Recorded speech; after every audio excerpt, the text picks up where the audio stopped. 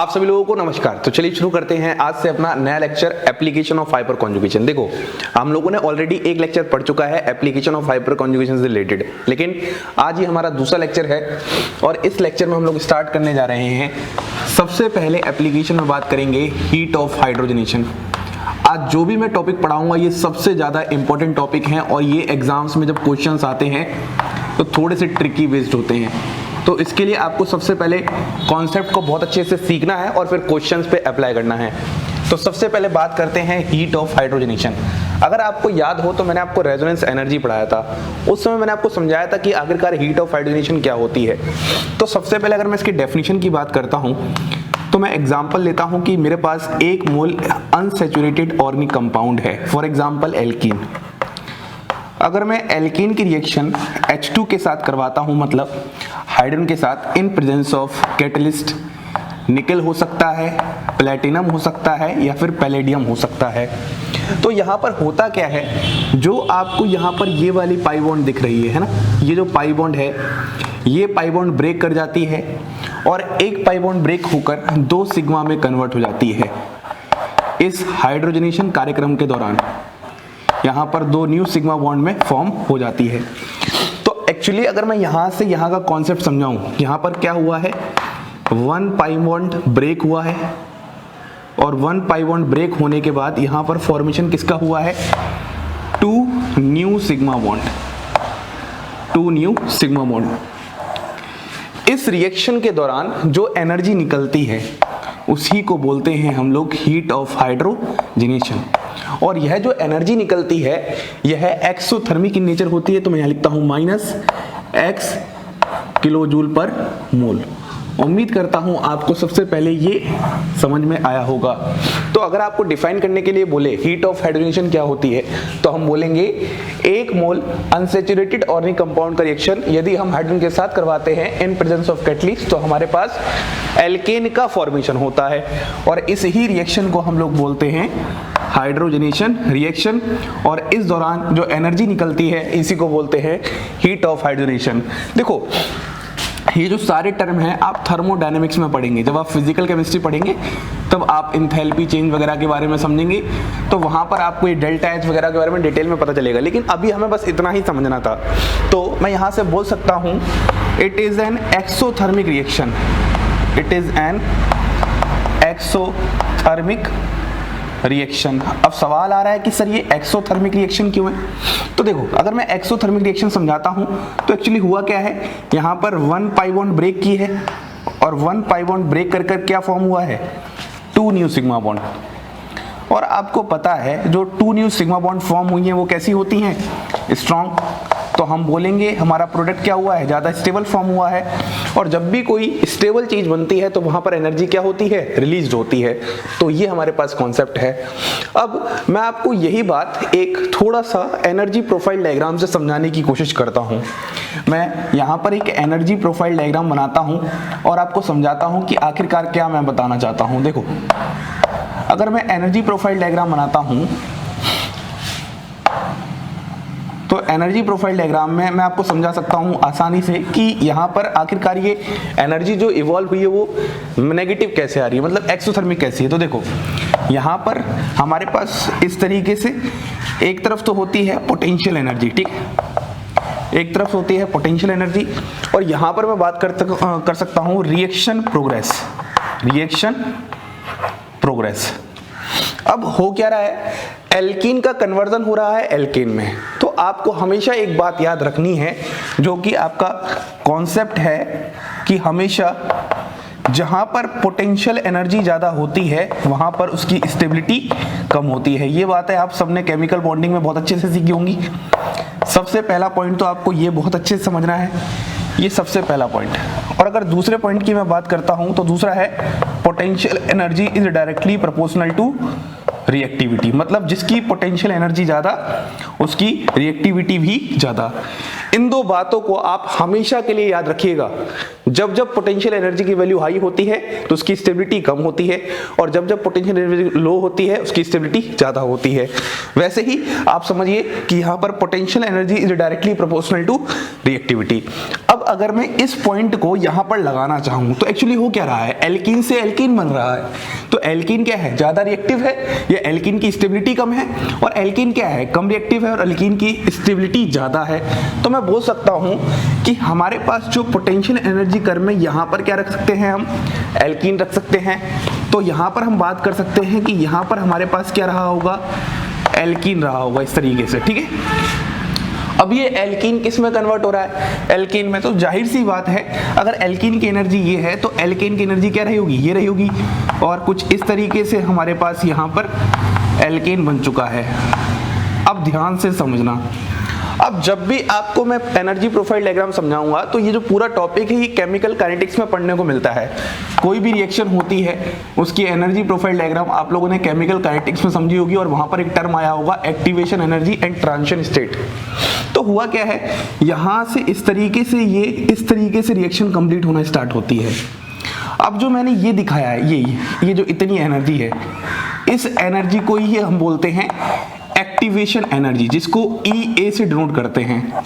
अब activation energy क्या होती है, वह मिनिमम एनर्जी होती है जो कि एक रिएक्टेंट को चाहिए उसके ट्रांजिशन स्टेट तक पहुंचने के लिए। तो यहां पर जो फॉर्मेशन हुआ है इसको हम बोलते हैं ट्रांजिशन स्टेट।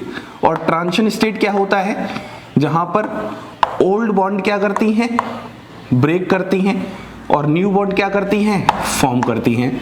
मतलब आपको बहुत अच्छे से पता होना चाहिए कि कोई भी रिएक्शन हमेशा इसी तरीके से प्रोसीड होती है। अब जो आपको यहाँ पर, अब ध्यान समझना, आपको यहाँ पर जो ये गैप दिख रहा है एनर्जी के बीच का, ये वाला देखो, इसकी एनर्जी ज्यादा थी, इसकी कम थी, तो इनकी स्टेबिलिटी की बात तो हमने कर ली। अब जो ये आपको एनर्जी के बीच का गैप दिख रहा है, ये जो गैप है ये क्या हो जाएगा, इसी को हम बोलते हैं डेल्टा H हाइड्रोजनेशन, और जो कि किस में आएगा, माइनस में आएगा, -x किलोजूल पर मोल। तो ये हमारे पास कॉन्सेप्ट होता है, क्योंकि हमें अच्छे से पता है जो डेल्टा H होता है वो क्या होता है, HP माइनस HR। HP मतलब होता है प्रोडक्ट, और HR मतलब होता है रिएक्टेंट, मतलब enthalpy of product minus enthalpy of reactant. तो हमारे पास ओवरऑल टर्म जहां पर क्या जाएगा, नेगेटिव। तो इसलिए हम क्या बोल रहे हैं, यहां पर हीट ऑफ हाइड्रोजन क्या होता है, नेगेटिव होता है। उम्मीद करता हूं आपको इतनी सी बात बहुत अच्छे से एनर्जी प्रोफाइल डायग्राम समझ में आ रही होगी। अब हम एक एक करके डिफरेंट केसेस को इंट्रोड्यूस करते हैं कि सर हीट ऑफ हाइड्रोजनेशन पे किस तरीके से फर्क पड़ता है, कौन कौन से फैक्टर्स हैं जो कि हीट ऑफ हाइड्रोजन पे फर्क डालते हैं। अब हम बात करते हैं कि आखिरकार हीट ऑफ हाइड्रोजन किन किन फैक्टर से वर्क करती है। देखो, अगर मैं सबसे पहले केस 1 की बात करता हूं तो मैं यहां पर बात करता हूं सबसे पहले नंबर ऑफ पाई बॉन्ड्स, कि यदि सिस्टम में हमारे पास नंबर ऑफ पाई बॉन्ड्स ज्यादा हो या कम हो तो किस तरीके से हमारे पास हीट ऑफ हाइड्रोजन फर्क डालेगा। तो देखो एग्जांपल लेता हूं मैं, सबसे पहले एग्जांपल लेता हूं CH2 डबल बॉन्ड CH2, वही वाला केस, और हमारे पास क्या था, H2 इन प्रेजेंस ऑफ निकल, प्लेटिनम, पैलेडियम। तो हमारे पास किसका फॉर्मेशन हो जाएगा, यहाँ पर एल्केन का फॉर्मेशन हो जाएगा, जहां पर एक पाई बॉन्ड टूटेगी और 2 न्यू सिग्मा बॉन्ड का फॉर्मेशन होगा। ऐसे ही मैं एग्जांपल लेता हूं एक एल्काइन का। अब एल्काइन के केस में जब आप यहाँ पर H2 लोगे तो देखना ध्यान से, यहाँ पर क्या हुआ था, सबसे पहले एक पाई बॉन्ड का ब्रेक हुआ था और 2 न्यू सिग्मा बॉन्ड का यहाँ पर क्या हुआ था, फॉर्मेशन हुआ था। ये तो हमें समझ में आ चुका था।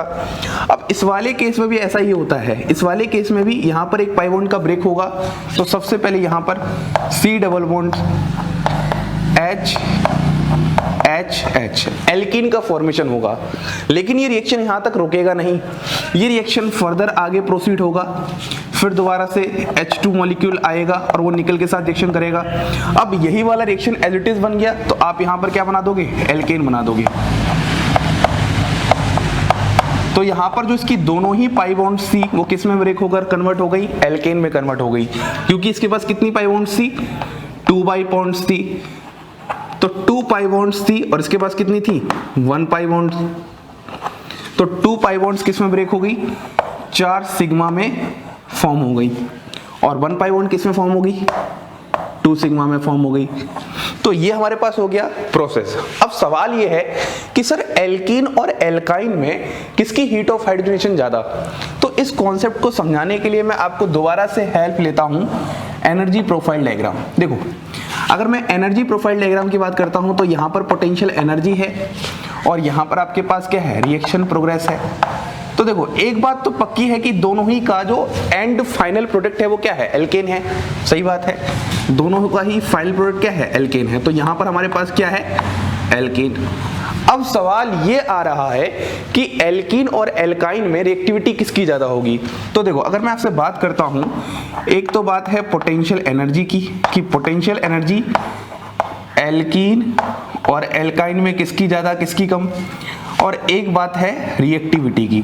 देखो, अगर मैं रिएक्टिविटी से बात करता हूं तो आप मुझे बताओ एल्कीन और एल्काइन में किसकी ज्यादा होगी। आप बोलोगे सर एल्काइन में जो पाई इलेक्ट्रॉन क्लाउड है वो बहुत ज्यादा डेंस है, यहां पर इलेक्ट्रॉन डेंसिटी बहुत ज्यादा है, पाई इलेक्ट्रॉन डेंसिटी। अगर पाई इलेक्ट्रॉन डेंसिटी बहुत ज्यादा है तो हम बोल सकते हैं एल्काइन की रिएक्टिविटी ज्यादा है, और अगर एल्काइन की रिएक्टिविटी ज्यादा है तो एल्काइन की पोटेंशियल एनर्जी भी ज्यादा होगी। अभी हमने बात की थी potential energy inversely proportional to stability और potential energy directly proportional to reactivity.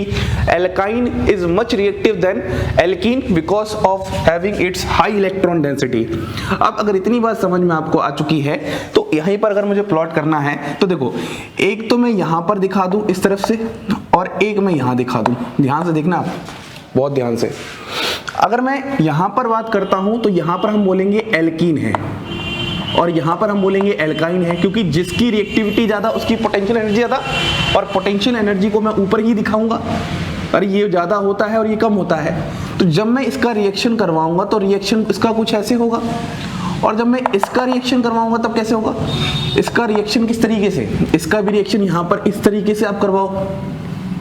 ठीक है, जब आप रिएक्शन करवा रहे हो तो अब आपको यही चेक करना है कि इस वाले केस में यहां पर इनका रिलीज एनर्जी कितना आ रहा है और इस वाले केस में यहां पर इनका रिलीज एनर्जी कितना आ रहा है। तो देखो, ये जो दोनों ही केस में रिलीज एनर्जी है, यहां पे मान लो आप डेल्टा H1 आ रहा है और यहां पर मान लो आप डेल्टा H2 आ रहा है, तो हम साफ साफ बोल सकते हैं delta H2 is greater than delta H1, जो कि हमें इस कर्व से साफ साफ दिखाई दे रहा है।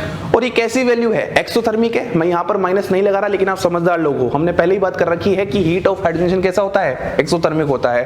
तो उम्मीद करता हूं आपको इस प्रोफाइल एनर्जी डायग्राम से ये बात समझ में आ चुकी है कि जब एल्कीन और एल्काइन होगी तो एल्काइन की रिएक्टिविटी ज्यादा होगी, तो वहां पर उसके केस में हमारे पास हीट ऑफ हाइड्रोजनेशन भी ज्यादा होगी, क्योंकि जितने ज्यादा नंबर ऑफ पाई बॉन्ड्स होंगे उतने ज्यादा वहां पर सिग्मा बॉन्ड बनेंगे, और जितने ज्यादा सिग्मा बॉन्ड बनेंगे वहां पर उतनी ही ज्यादा एनर्जी भी रिलीज होगी।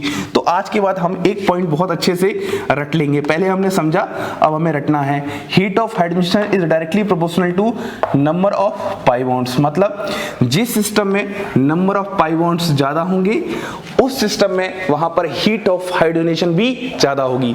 सबसे पहली बात आपको ये बहुत अच्छे से याद रखनी है। तो अब मेरा सवाल ये था कि इन दोनों में कौन ज्यादा होगा, तो हम बोलेंगे एल्काइन का हीट ऑफ हाइड्रोजनेशन ज्यादा होता है एज कंपेयर टू एल्कीन। किसकी बात कर रहा हूं, हीट ऑफ हाइड्रोजनेशन ऑर्डर की। मान लो मैं आपके सामने एक सवाल लेके आता हूं, क्वेश्चन नंबर 2। आपके पास कुछ इस तरीके से यहां पर एल्कीन है, इस तरीके से। तो अब आपको जब ये क्वेश्चन करना है तो बहुत ही ध्यान से चीजों को देखो। यहां पर आपके पास कितनी पाई बॉन्ड है, 1 पाई बॉन्ड है।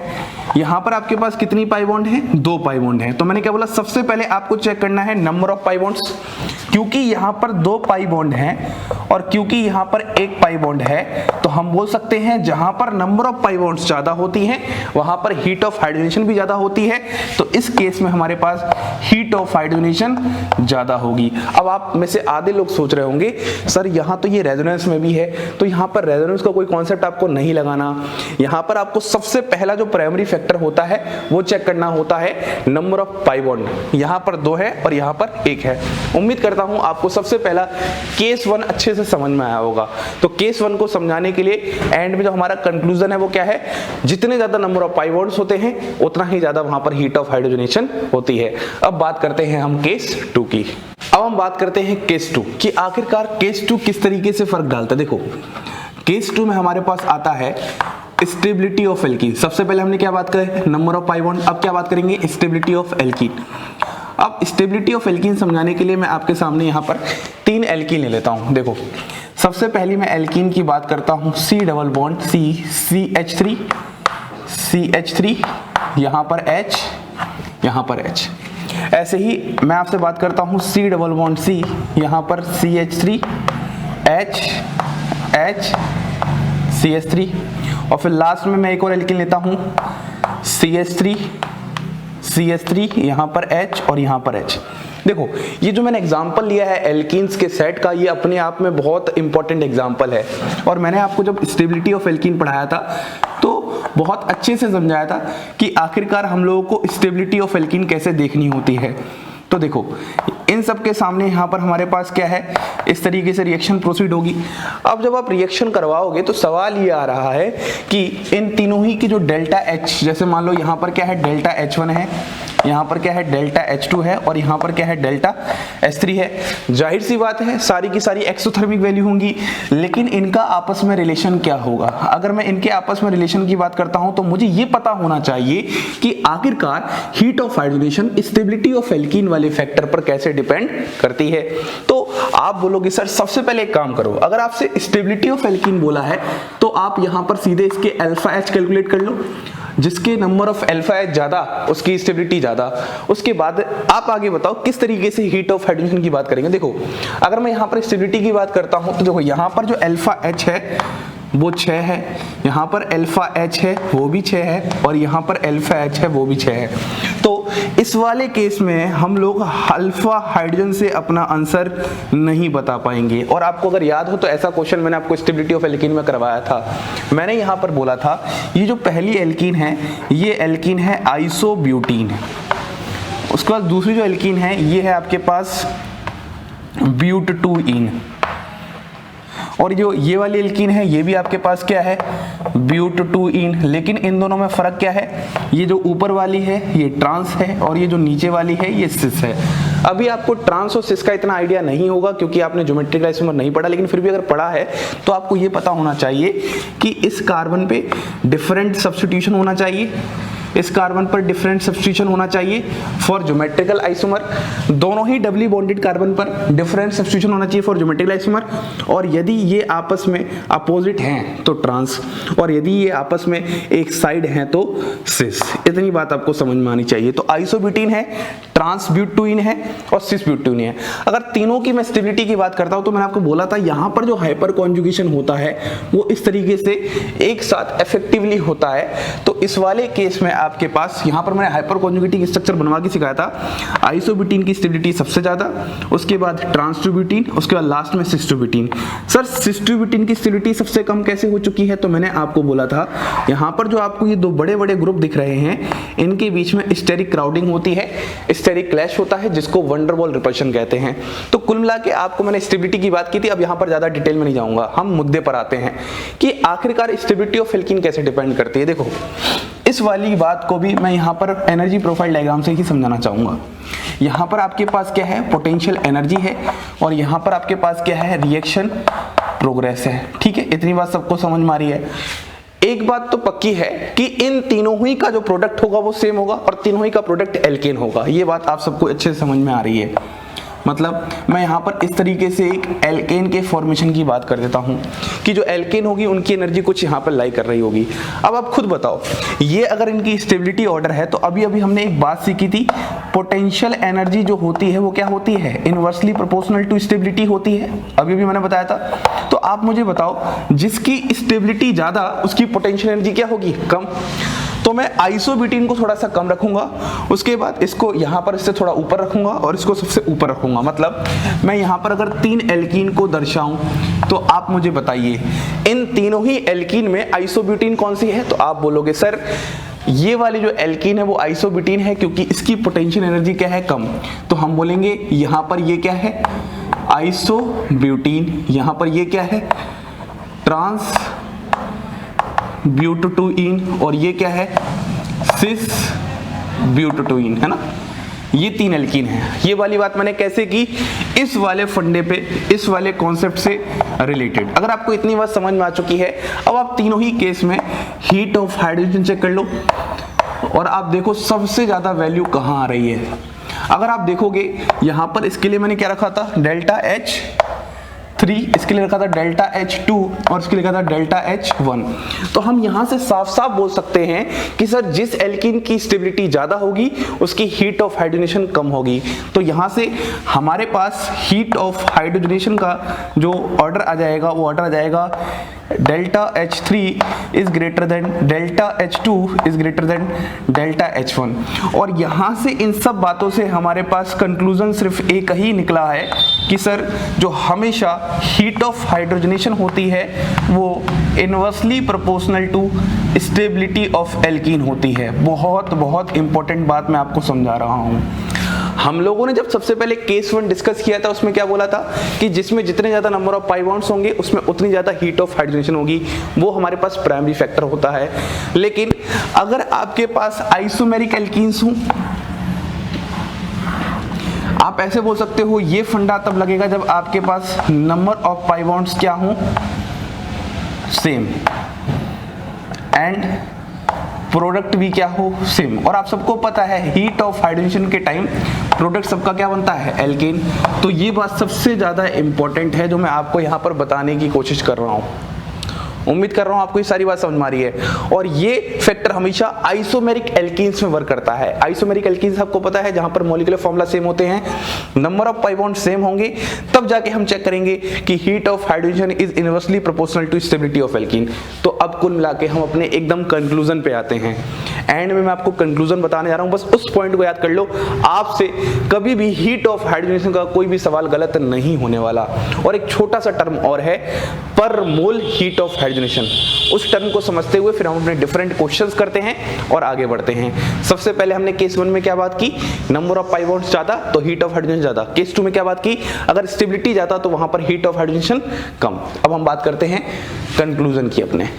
देखो अब हम बात करते हैं हीट ऑफ हाइड्रोजनेशन के एंड गेम की, मतलब यहां पर हम कंक्लूजन की बात करेंगे। देखो हमने सबसे पहले क्या है चेक करना, सबसे पहला पॉइंट है heat of hydrogenation is directly proportional to number of pi bonds. सबसे पहला पॉइंट आपको ये लगाना है कि आपको वहां पर चेक करना है कि नंबर ऑफ पाई बॉन्ड्स यदि ज्यादा हैं तो वहां पर हीट ऑफ हाइड्रोजनेशन भी ज्यादा होगी। ये बात उम्मीद करता हूं आपको समझ में आ गई। अब यहां पर मुझे आपको एक स्पेशल पॉइंट समझाना है। अब वो स्पेशल पॉइंट क्या है, ध्यान से सुनना। स्पेशल पॉइंट ये है, अगर if per mole H2 is given in question, अगर क्वेश्चन में आपको पर मोल H2 दिया हो तो उस वाले केस में आपको यहां पर बहुत ध्यान से क्वेश्चन ये करना है कि heat of hydrogenation is inversely proportional to stability. इस पॉइंट को आप अगर समझ गए तो आपका बहुत स्टैंडर्ड क्वेश्चन हो जाएगा और यहीं से एग्जामिनर आपको फंसाता है। जैसे एग्जांपल की बात करता हूं, आपके पास यहां पर एग्जांपल में ये है, एक इस तरीके से डाइन है और एक इस तरीके से डाइन है। तो यहां पर तो आप बोलोगे सर यहां पे number of pi bond same है तो यहां पर तो हम अपना सेकंड पॉइंट लगा देंगे तो आसानी से समझ में भी आएगा। तो बात मैं ये समझाना चाहता हूं, इन दोनों ही के सामने यहां पर भी क्या है, 1 मोल H2 है और यहां पर भी क्या है, 1 मोल H2 है।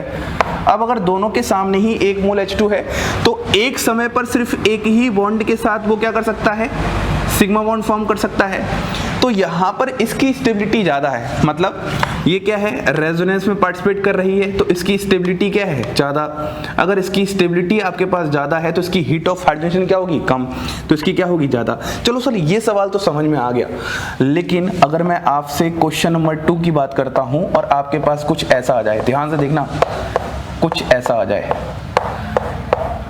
अब आप मुझे बताइए यहां पर आंसर क्या होगा। बहुत सोच समझ के बताना है। यही क्वेश्चन है, if per mole H2 is given in question then हमें इस कॉन्सेप्ट लगाना है। लेकिन आप बताओ, अब ज्यादातर जो बच्चे होंगे वो बोलेंगे हमारे सर ने ये बताया है कि जो प्राइमरी फैक्टर है वो नंबर ऑफ पाई बॉन्ड होता है, तो नंबर ऑफ पाई बॉन्ड देखेंगे और वहां पर टिक कर देंगे और आप बोलोगे सर ये हो जाएगा और आपका आंसर भी हो जाएगा गलत। ऐसा नहीं होगा, वहां पर लिखा हुआ क्वेश्चन में साफ साफ if per mole H2 is given. तो मैं आपको यही बात समझाना चाहता हूं, आपको ऐसा नहीं करना है, आपको यहां पर इस कॉन्सेप्ट को समझना है जो मैं समझाना चाहता हूं। समझाना ये चाहता हूं कि एक समय पर एक ही मोल H2 आएगा तो वो सिर्फ इस एक पाई बॉन्ड के साथ चाहिए और इस एक पाई बॉन्ड के साथ चाहिए। तो अब आप ये देखो, क्या इस डबल बॉन्ड का कोई रोल है? हम लोग पहले वाले केस में क्यों बोलते हैं नंबर ऑफ पाई बॉन्ड ज्यादा तो हीट ऑफ हाइड्रोजन ज्यादा?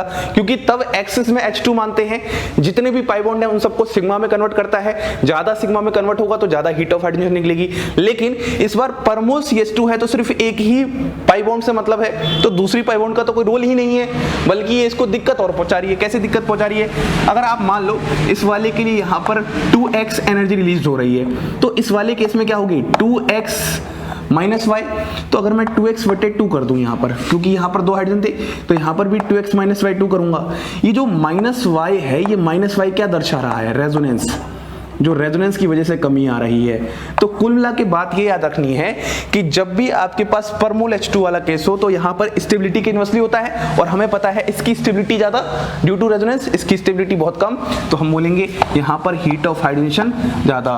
और इस क्वेश्चन को आप जितने मर्जी चाहें उतने स्टार लगा लो, बहुत बहुत बहुत इंपॉर्टेंट क्वेश्चन है ये वाला। फिर से समझो, जब भी आपके पास ऐसा क्वेश्चन आ जाए, नंबर ऑफ पाई बॉन्ड देखने हैं लेकिन क्वेश्चन भी अच्छे से पढ़ना है कि पर मोल H2 दिया है कि नहीं दिया। यदि पर मोल H2 दिया है तो आप वहां पर स्टेबिलिटी चेक करो, जिसकी स्टेबिलिटी ज्यादा उसमें हीट ऑफ हाइड्रोजन कम। ये हो चुकी है हमारे पास सबसे पहली बात। अब अगर मैं आपसे दूसरी बात करता हूं तो दूसरी बात मैंने ये बताई है, heat of hydrogenation is inversely proportional to stability. अब इस बात को बहुत ध्यान से सुनो, ये वाला फंडा कब लगाना है? ये वाला फंडा तब लगाना है जब नंबर ऑफ पाई बॉन्ड्स क्या हों, सेम। पहली बात, प्रोडक्ट क्या होगा, सेम एल्केन ही बनेगा, और अधिकतर वो क्या होती हैं, आइसोमेरिक एल्कीन्स होती हैं। आप सभी आइसोमर वर्ड तो जानते ही हैं, जिनका मॉलिक्यूलर फॉर्मूला क्या होता है, सेम बट डिफरेंट फिजिकल और केमिकल प्रॉपर्टी होती है। अब यहाँ पर आपको एक बात और याद रखनी है कि सर स्टेबिलिटी ऑफ एल्कीन कैसे चेक करेंगे? तो यार आपको बताया था, स्टेबिलिटी ऑफ एल्कीन चेक करने के लिए आपको हमेशा सबसे पहले एरोमेटिसिटी देखनी है। अगर किसी सिस्टम में एरोमेटिसिटी आ रही है, एक स्पेशल क्लास ऑफ कंपाउंड है एरोमेटिक कंपाउंड्स, तो सबसे ज्यादा वही एल्कीन स्टेबल होती है। तो सबसे पहले नंबर पे होती है एरोमेटिसिटी, उसके बाद होता है रेजोनेंस, और फिर लास्ट में होता है हाइपर कॉन्जुगेशन।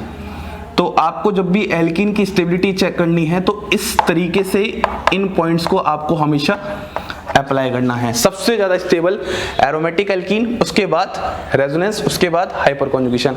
अब आधे लोगों को एरोमेटिक एल्कीन टर्म अजीब लग रहा होगा, सर उसमें जो डबल बॉन्ड है ही नहीं, वो तो पार्शियल डबल बॉन्ड है, वो तो एरोमेटिसिटी में जा रही है, लेकिन है तो डबल बॉन्ड ना, तो हम उसको तभी एरोमेटिक एल्कीन बोल रहे हैं। तो कुल मिला के आपको इतनी सारी बातें बहुत अच्छे से ध्यान रखनी है। फिर बात करते हैं, सबसे पहला प्राइमरी फैक्टर क्या है, number of pi bonds. Number of pi bonds check किया, अपना आंसर टिक किया, लेकिन दिमाग में चलाते रहना, यदि क्वेश्चन में पर मोल CH2 पर मोल H2 आ गया तो उस केस में हमें स्टेबिलिटी चेक करनी है। पर मोल H2 का मतलब सिर्फ एक पाई बॉन्ड का वहां पर खेल है, तो बाकी पाई बॉन्ड क्या कर रही हैं, उनसे कोई मतलब भी नहीं है, उनसे सोचना भी नहीं है। उसके बाद हमारे पास दूसरा पॉइंट ये है कि heat of hydrogen inversely proportional to stability, और कब लगाते हैं, जब number of pi bond same होती है, और यहाँ पर क्या होता है, प्रोडक्ट भी सेम आइसोमेरिक एल्कीन्स के केस में, और हमारे पास यहाँ पर इस तरीके से स्टेबिलिटी ऑफ एल्कीन का पैरामीटर होगा। अब हम बहुत बेहतरीन से क्वेश्चंस करते हैं ताकि आपको जो भी मैंने अभी तक थ्योरी पढ़ाई है, सिखाई है, वो सारा अप्लाई करवा सकूं। अब हम अपने इन क्वेश्चंस को देखना स्टार्ट करते हैं जो भी अभी तक हमने सीखा। तो देखो, सबसे पहले क्वेश्चंस की बात करते हैं। देखो, सबसे पहले क्वेश्चन में आपको सबसे पहला पॉइंट जो प्राइमरी फैक्टर लगाना है, नंबर ऑफ पाई बॉन्ड्स। जब number of pi bonds same हो तभी आपको आगे सेकंड फैक्टर लगाना है। देखो, ये आपके पास 2 पाई बॉन्ड है, 2 पाई बॉन्ड है, 2 पाई बॉन्ड है, बिल्कुल समझ में आ रहा है। अब आपको यहाँ क्या चेक करना है, क्योंकि यहाँ पर आपके पास पाई बॉन्ड क्या है, सेम, तो आपको यहाँ पर कॉन्सेप्ट नंबर 2 लगाना है।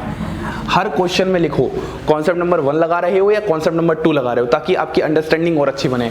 अब क्योंकि पाई बॉन्ड सेम है तो कॉन्सेप्ट नंबर 2 लगा रहे हो। अब आपको पता है heat of hydrogen inversely proportional to stability, तो सबसे पहले स्टेबिलिटी चेक करते हैं। देखो ये आपके पास कॉन्जुगेटेड एल्कीन है, क्योंकि किसमें है, रेजोनेंस में। देखो इस तरीके से A double bond B C double bond D, ये आपके पास आइसोलेटेड एल्कीन होती है और ये आपके पास क्यूमुलेटेड एल्कीन होती है। और आपको अच्छे से पता है क्यूमुलेटेड एल्कीन की स्टेबिलिटी सबसे कम होती है और इसकी स्टेबिलिटी सबसे ज्यादा होती है। और हमें यह भी पता है जिसकी स्टेबिलिटी सबसे ज्यादा होगी उसकी हीट ऑफ हाइड्रोजन सबसे कम होगी। तो नंबर 1 पे हीट ऑफ हाइड्रोजन इसकी आ जाएगी, नंबर 2 पे हीट ऑफ हाइड्रोजन इसकी आ जाएगी और नंबर 3 पे हीट ऑफ हाइड्रोजन इसकी आ जाएगी। यदि आपको टॉपिक स्टेबिलिटी ऑफ एल्कीन बहुत अच्छे से आता है तो इस टॉपिक से घबराने की बिल्कुल भी जरूरत नहीं है। अगर आपके क्वेश्चन गलत होंगे तो कहीं ना कहीं उसका एकमात्र रीजन होगा कि आपको स्टेबिलिटी ऑफ एल्कीन बहुत अच्छे से नहीं आती है, उस पर आपने प्रैक्टिस बहुत अच्छे से नहीं की है। देखो इस सवाल की बात करते हैं, सभी केस में number of pi bond same है, तो आप यहां पर कौन सा कॉन्सेप्ट लगाएंगे, कॉन्सेप्ट नंबर 2। अब यहां पर आपको स्टेबिलिटी सबसे पहले चेक करनी है और स्टेबिलिटी के जस्ट अपोजिट क्या होगा आपके पास, हीट ऑफ हाइड्रोजन। देखो यहां पर ये क्या है, पाई बॉन्ड है और स्टेबिलिटी चेक करने के लिए सिर्फ अल्फा एच ही हमारे पास सहारा है। 2 2 4 3 7 और 3 10, तो यहां पर हमारे पास अल्फा एच कितना हो जाएगा, 10। इस वाले केस में अगर मैं अल्फा एच की बात करता हूं तो देखो इस वाली पोजीशन को हम 0 कहते हैं। ये आपको सारी बातें बहुत डिटेल में बता रखी हैं, कितने अल्फा एच होंगे, क्या होंगे। यहाँ पर 2 हो जाएंगे, यहाँ पर 1 हो जाएगा, तो आपके पास यहाँ पर अल्फा एच कितने हो जाएंगे, 3। इस वाले केस में क्या हो जाएंगे, 2 और यहाँ पर 3 5 और 1 6, तो यहाँ पर अल्फा एच कितना हो जाएगा, 6। अब आप खुद देखो यहाँ पर अल्फा एच जिसका ज्यादा होगा उसकी स्टेबिलिटी ज्यादा और जिसकी स्टेबिलिटी ज्यादा उसकी हीट ऑफ हाइड्रोजन कम। तो देखो यहाँ पर ये नंबर 3 पे आ जाएगा, यहाँ पर ये नंबर 2 पे आ जाएगा और यहाँ पर ये नंबर 1 पे आ जाएगा। इस तरीके से हमारे पास सारे क्वेश्चंस होंगे।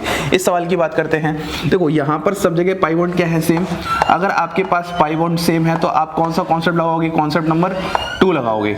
तो आप देखो ये साफ साफ दिख रहा है ये आपके पास कैसी एल्कीन है, एरोमेटिक एल्कीन है और एरोमेटिक की स्टेबिलिटी सबसे ज्यादा होती है, तो हम बोलेंगे इसकी हीट ऑफ हाइड्रोजन क्या होगी, ज्यादा।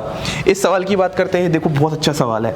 इन दोनों में जो पाई बॉन्ड है वो क्या है, सेम है, मतलब ये जो रिंग है ये सेम है, तो इस रिंग से कोई ले लेना नहीं है हमें। मतलब इससे है कि ये जो पाई बॉन्ड है और ये जो पाई बॉन्ड है, तो सबसे पहली बात यहाँ पर पाई बॉन्ड सेम है आपके पास। अगर पाई बॉन्ड सेम है तो अब आपको कॉन्सेप्ट नंबर 2 लगाना है। कॉन्सेप्ट नंबर 2 के अकॉर्डिंग पहले स्टेबिलिटी चेक करो। इस वाले एल्कीन की स्टेबिलिटी ज्यादा है क्योंकि ये रेजोनेंस में पार्टिसिपेट कर रही है, तो अगर इसकी स्टेबिलिटी ज्यादा है तो इस वाले केस में इसकी हीट ऑफ हाइड्रोजन क्या होगी, कम। और इस वाले केस में एज सच कोई रेजोनेंस नहीं है। इस सवाल की बात करते हैं, बहुत अच्छा सवाल है और मैंने आपको एंड गेम के टाइम पे बताया भी था, जब भी आपको क्वेश्चन में परमोल H2 दे दे तो वहां पर आपको सबसे पहले सिर्फ एक पाई बॉन्ड पर ध्यान देना है, एक पाई बॉन्ड पर ध्यान देना है। देखो अगर मैं इन तीनों में बात करता हूं तो हम ऐसे कर सकते हैं, ये हमारे पास मान लो नंबर 1 है, ये हमारे पास नंबर 2 है, ये 3 है। तो यहाँ पर अगर मैं बात करता हूँ तो ये समथिंग 2x - y2 हो जाएगा, क्योंकि यहाँ पर 2 पाई बॉन्ड है और ये -y क्या दिखा रहा है, रेजोनेंस में जो पार्टिसिपेट हुआ है, ठीक है। यहाँ पर क्या हो जाएगा, x और यहाँ पर क्या हो जाएगा 2xy2, क्योंकि यहाँ पर भी 2 पाई बॉन्ड थी। तो अगर आप देखोगे तो आप बोल सकते हो 2 = 3 इज ग्रेटर देन 1। हमेशा ऐसे ही करेंगे। इन दोनों का बराबर क्यों है, क्योंकि इनको सिर्फ एक पाई बॉन्ड से ही मतलब है और ये वाली क्या है, आइसोलेटेड है, तो इसकी कोई स्टेबिलिटी है ही नहीं है सच। तो हम इस वाले केस में देखेंगे कि 2 = 3 हो जाएगा, इन दोनों की हीट ऑफ हाइड्रोजन बराबर हो जाएगी और इस वाले केस में इसकी हीट ऑफ हाइड्रोजन कम हो जाएगी क्योंकि इसकी स्टेबिलिटी ज्यादा है ड्यू टू रेजोनेंस। अगर मैं इस सवाल की बात करता हूं तो आपको बस गिनना है। देखो ये आपके पास 0 है, 3 3 6 और 3 9, तो यहाँ पर अल्फा एच कितने आ जाएंगे, 9। इस वाली पोजीशन पे देखते हैं, ये 0 है, 2 और 3 5, तो यहाँ पर अल्फा एच कितना जाएंगे, 5। इस वाली पोजीशन को देखो, यहाँ पर सिर्फ कितना अल्फा एच होगा, 1। तो हम बोलेंगे जहां पर अल्फा एच कम होता है वहां पर स्टेबिलिटी कम होती है, तो हीट ऑफ हाइड्रोजन ज्यादा। तो ये नंबर 1, ये नंबर 2 और ये नंबर 3। देखो भाई ऐसे गलती मत कर देना, इसका आंसर ये है। अगर मैं इस सवाल की बात करता हूं, आपको साफ साफ दिख रहा है यहाँ पर कॉन्जुगेशन है, यहाँ पर भी कॉन्जुगेशन है, मतलब दोनों ही रेजोनेंस स्टेबलाइज्ड हैं, दोनों में ही पाई बॉन्ड सेम है। तो अब आपको अल्फा एच चेक करने हैं। यहाँ पर R प्लस अल्फा एच कितना है, इस वाले केस में 2, इस वाले में R तो है ही, रेजोनेंस तो है ही, साथ में अल्फा एच कितना है, 6 अल्फा एच है। 3 यहाँ पर और 3 यहाँ पर, तो हम बोलेंगे इसकी स्टेबिलिटी ज़्यादा, तो इसकी हीट ऑफ हाइड्रोजनेशन क्या रही होगी, कम। क्वेश्चन नंबर 8 की बात करते हैं। देखो क्वेश्चन नंबर 8 में हमारे पास क्या फंडा है, यहाँ पे देखो 3 पाई बॉन्ड है, यहाँ पे कितनी है, 2 पाई बॉन्ड है। इसमें तो हमारा प्राइमरी फैक्टर लगेगा, जहां पर नंबर ऑफ पाई बॉन्ड्स ज्यादा, तो बस खत्म हो गया, इसमें आंसर हमारा ये आ जाएगा। क्वेश्चन नंबर 9 की बात करते हैं। कॉन्जुगेटेड और ये देखो, ये दोनों तो कॉन्जुगेटेड है। पहली बात तो सब में पाई बॉन्ड है सेम, तो इसमें कॉन्सेप्ट नंबर 2 लगने वाला है इस क्वेश्चन में, ठीक है। अगर सब में पाई बॉन्ड सेम है तो हम इसको नंबर 1 कह देंगे, क्योंकि इसकी स्टेबिलिटी क्या होगी, सबसे कम, तो हीट ऑफ हाइड्रोजन सबसे ज्यादा। अगर मैं इन दोनों की बात करता हूं, दोनों में क्या है, रेजोनेंस है। लेकिन अब आपको अल्फा एच चेक करने हैं। अगर आपको अल्फा एच चेक करने हैं तो कैसे करोगे, 2 यहां पर हैं और 3 यहाँ पर हैं, तो आप बोल सकते हो, और 2 यहाँ इस वाले कोरस्पॉन्डिंग में होगा, 2 तो 4 और 3 7, तो यहाँ पर अल्फा एच कितने हो गए, 7। इस वाले केस को देखो, यहाँ पर 1 है, यहाँ पर 2 है, तो इसमें अल्फा एच कितने हो गए, 3। तो नंबर 2 पे हमारे पास ये आ जाएगा और नंबर 3 पे हमारे पास सी आ जाएगा। इतने सवाल हैं, अब इसके अलावा आपको कोई भी सवाल नहीं करना। जितने भी डिफरेंट बुक्स हो सकती थी, जितने भी डिफरेंट नोट्स हो सकते थे मेरे पास, सबको मैंने इकट्ठा करके इन्हीं सवालों में खत्म कर दिया। कभी आपने सोचा मैं इतने सवाल क्यों कराता हूँ, क्योंकि ये सारे ही डिफरेंट बुक्स के और डिफरेंट नोट्स के बहुत बेहतरीन कॉन्सेप्ट्स होते हैं और हर एक सवाल अपने आप में कुछ ना कुछ नया सिखाता है। थोड़ा करो लेकिन बहुत बेहतरीन करो। तो यहाँ पर जो भी सवाल है बहुत सेलेक्टेड सवाल हैं और जिससे आपके कॉन्सेप्ट्स एकदम क्लियर हो गए होंगे। अब हमने अपना पूरा हीट ऑफ हाइड्रोजन पूरा कवर कर चुका है। मुझे पता है टाइम लग गया, लेकिन सीखना भी तो एक ही बार है। तो अगर मैं जल्दबाजी में भगा देता, ज़्यादातर बस ये बताता कि heat of hydrogen directly proportional to number of pi bond, heat of hydrogen inversely proportional number of stability, ये 2 बातें बताकर भी मैं सीधे क्वेश्चंस करवा सकता था। लेकिन मैं आपको एक अप्रोच डेवलप करना चाहता हूँ कि असली में ऑर्गेनिक केमिस्ट्री होती क्या है, उसको सोचने का तरीका क्या है। उसमें मैंने आपको एनर्जी प्रोफाइल डायग्राम से बार बार क्यों समझाने की कोशिश की, ताकि चीजें ज्यादा हद तक समझ में आए। अब हमने एक बार सीख लिया है, अब हम हीट ऑफ कंबशन के टाइम इतना ज्यादा डिटेल में एनर्जी प्रोफाइल डायग्राम में नहीं जाएंगे। डिटेल में तो जाएंगे लेकिन एनर्जी प्रोफाइल डायग्राम में इतना डिटेल में नहीं जाएंगे। मतलब दोबारा से वो धीमी धीमी नहीं बताऊंगा कि potential energy inversely proportional to stability, potential energy directly proportional to activity, ये सब बातें नहीं बताने वाला। अब ये लेक्चर हमारा खत्म हो चुका है। अगले लेक्चर में हम पढ़ेंगे हीट ऑफ कंबशन। इसी के साथ आप सभी लोगों को धन्यवाद।